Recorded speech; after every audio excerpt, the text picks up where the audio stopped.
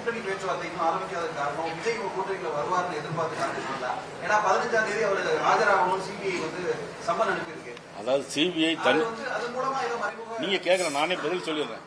CBI இடி இதெல்லாம் தனி டிபார்ட்மெண்ட். எப்படி தேர்தல் ஆணையம் தேதி அறிவிக்கிறதோ அது மாதிரி இதெல்லாம் தனி இண்டிபெண்டன்ட் பாடி. அது அன்புமணி ராமதாஸ் சொல்லியிருக்காரு, இன்னும் 2 கட்சிகள் வந்து இந்திய கூட்டணி வரப்போகுதா. அப்ப இதெல்லாம் பார்க்கும்பொழுது தமிழக வெற்றி கழகத்தோட பேச்சுவார்த்தை நேற்று கூட நீங்க ஒரு நிர்வாகியை நீக்கிருக்கீங்க, ஒரு அழைப்பு இல்ல, அது உள்கட்சி பிரச்சனை, நிர்வாகி நிற்கிறது. அதனால உங்கள்கிட்ட சொல்றேன் இல்ல, கட்சியில் நான் இப்போ கட்சிகள் வரலாம், அவ்வளவுதான். எந்த இன்னும் கட்சி நிறைய பேர் இருக்காங்க, நிறைய பேர் கூட்டணியில் சேர்றதுக்காக நிறைய கட்சிகள் வச்சிருக்காங்க. அது பத்தி நாங்க எதுவுமே கருத்து சொல்ல முடியாது. அதை பத்தி நான் எதுவும் கருத்து சொல்ல முடியாது. முதலமைச்சர் பேசுறதுக்கு காரணங்கள் கேளுங்க, நான் சொல்லுவேன். என்னங்க, இது ஒரு பொய். இது முழுக்க முழுக்க முதலமைச்சர் சொன்ன பொய். எப்படி நீங்க களத்தில் இருக்குன்னு நீங்க இருக்கீங்க, ஆனா நீங்க களத்தில் இல்ல.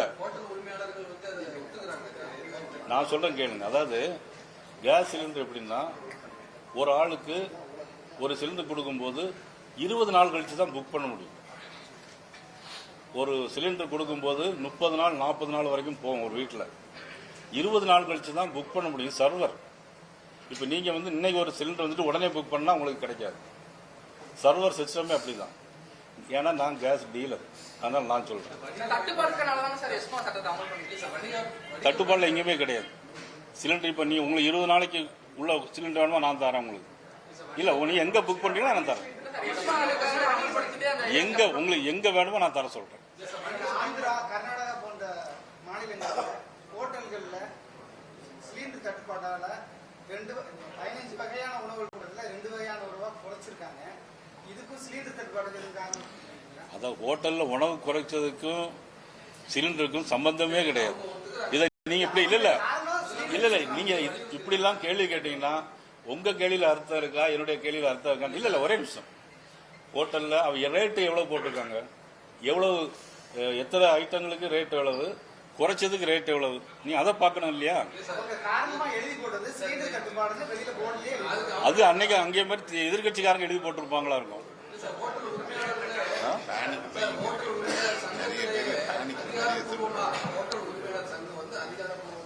முதலமைச்சர் கழிச்சு ஒரு கோரிக்கை வைக்கிறாங்க. எங்களோட ஹோட்டல்ல கேஸ் சிலிண்டர் தட்டுப்பாடு இருக்கு, எங்களுக்கு வர வேண்டிய சிலிண்டர் வரல, ஒரு அச்சமா இருக்கு, ஒரு அத்தியாவசிய சப்ளை பண்ண. அதுக்கு என்ன காரணம் கேட்டீங்கன்னா, சின்ன 19 கேஜி சிலிண்டர் இருக்குல்ல, 16 கேஜி சிலிண்டரை அதே விலைக்கு ஹோட்டல்ல குறைச்ச விலைக்கு மாத்தி மாத்தி விற்கிறாங்க. ஒரு சிலிண்டர் திருட்டுக்காக சில சிஸ்டங்கள் வச்சிருப்பாங்க. தட்டுப்பாடு கிடையாது. உங்களுக்கு வேணா நீங்க எந்த ஏரியால இருக்கீங்களோ, நீ உங்க ஏரியா சொல்லுங்க, நான் அந்த டீலர். அது எங்க சென்னையில எந்த ஏரியான்னு கேளுங்க, ஐஓசியா பிபிசியா எதுன்னு சொல்லுங்க, நான் உங்களுக்கு 20 டேஸ்ல உங்களுக்கு நான் தர சொல்றேன். அதாவது இன்னைக்கு உலகம் போர் நடக்குது. நம்ம இந்தியாவை பொறுத்தவரை பொருளாதாரம் எங்கேயுமே கிடையாது. பொருளாதார கட்டுப்பாடு நெருக்கடியே கிடையாது. இன்னைக்கு எல்லா ஆயில் விலை கூடி இருக்கு. ஆனால் இந்தியாவில் இன்னைக்கு டீசல் விலை, பெட்ரோல் விலை இன்னைக்கு 1 பைசாவும் நான் கூட்டல. எந்த அளவு இருக்கோ அதே மாதிரி.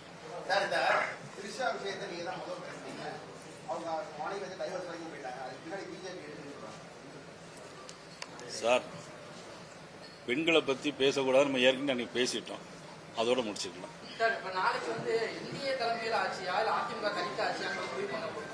என்னங்க சார், அதிமுக தனித்து தான் ஆட்சி அமைக்கும். நிச்சயமா நாங்கள் எங்களுக்கு இப்பதான் பண்ணிட்டு இருக்கிறோம்.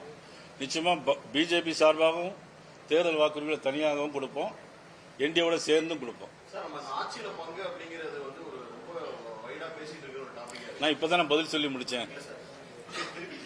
இல்ல இப்பதான் பதில் சொல்லிட்டேன்.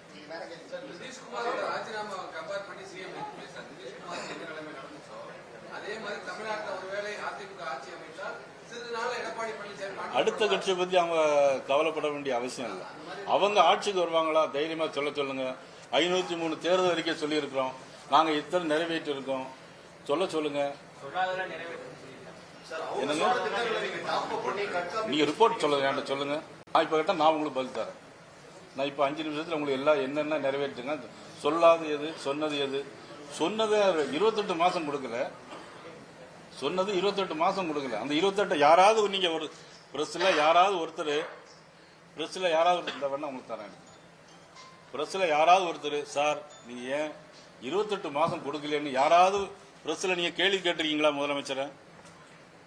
ஒருத்தர் கூட கேட்கல. நான் வெறும் 5 வருஷமா பார்த்துருக்கேன்.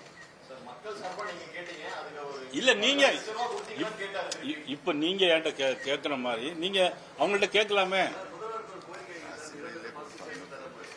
அசம்பிளிலே சொல்லியாச்சு. கேளுங்க, நீ கேளுங்க. சார், தமிழக வெற்றி கழகம் வந்து தொடர்ந்து பாஜகவை கொள்கை எதிரின்னு சொல்றாங்க.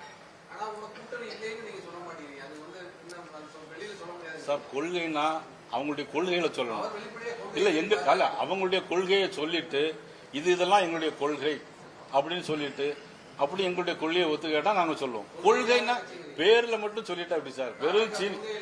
வெறும் சீனில் மட்டும் எழுதிட்டு இனிக்காதுல்ல. கொள்கை இல்லாத கட்சி நான் எப்படி அதை நீங்க தான் சொல்றீங்க. அவங்க இல்ல அவங்க கொள்கையை சொல்லட்டும், அவ்வளவுதான்.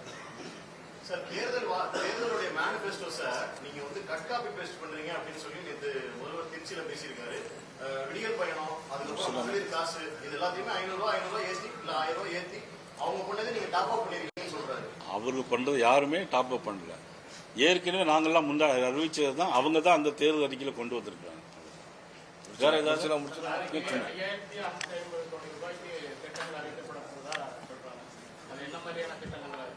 யார் அறிவிக்க போறாங்க? அது நாளைக்கு பாருங்க, நாளைக்கு சொல்றேன். மத்திய அமைச்சர் இல்ல நாளைக்கு ஃபீஸ் போயிடுச்சு வர்றாங்க.